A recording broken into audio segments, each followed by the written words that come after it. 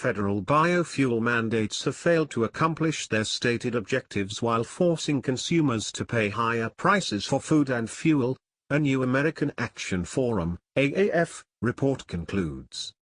Congress created the Renewable Fuel Standard (RFS) in 2005 to reduce the United States' dependence on foreign oil by replacing it with corn-based ethanol and other biofuels.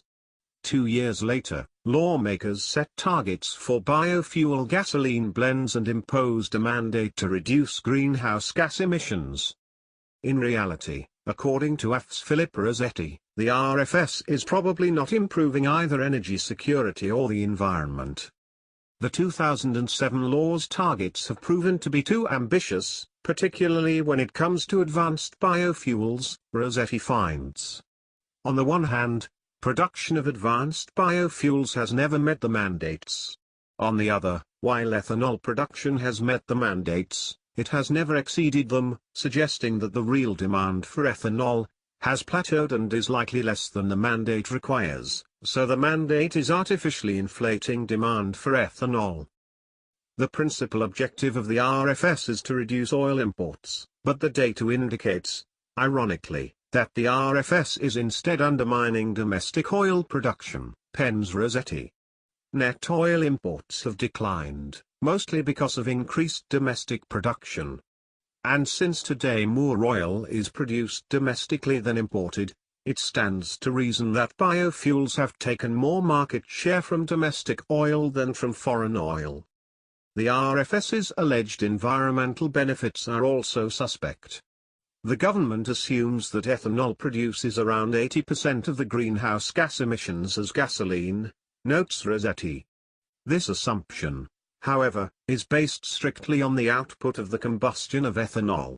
Citing a 2014 University of Minnesota study, Rossetti writes, when the entire life cycle of corn-based ethanol is evaluated, its monetized health impacts are 80% higher than gasoline, and that's after considering climate benefits.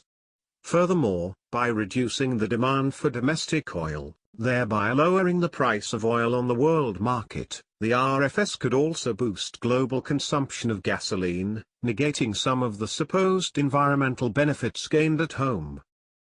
If the RFS merely failed to achieve its goals, it would just be a nuisance. Unfortunately, it also has real costs for consumers.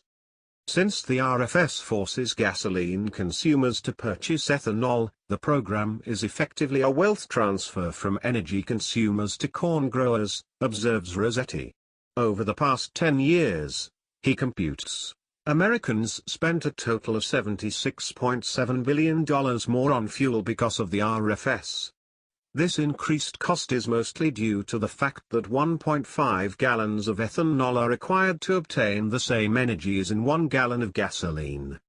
Of course, gasoline would have cost more in the absence of the ethanol mandate because consumers would have bought more of it, but Rossetti believes it would not materially affect his calculation of the RFS's overall impact on fuel costs. Then there are the compliance costs. In order to prove they are meeting their mandated targets, biofuel refiners have to buy renewable identification numbers. Rossetti calculates that this adds $5.80 to $19.3 billion a year to their costs, which, he surmises, are almost certainly passed on to consumers at the pump. By increasing the demand for corn, the RFS also causes food prices to rise, avers Rossetti. He cites studies finding that the RFS raises corn prices anywhere from 8 to 68% and, in conjunction with similar European Union mandates, hikes global food prices by 17%.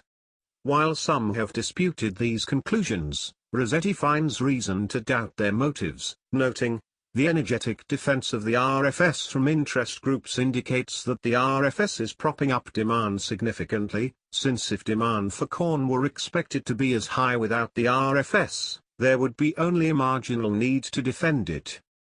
Indeed, the fact that certain well-heeled interest groups benefit from the RFS is probably the main reason it remains on the books, albeit with some waivers granted to refiners by the Trump administration. despite its manifest failure. Still, the law is a bad deal all around, and on top of that, it's unconstitutional.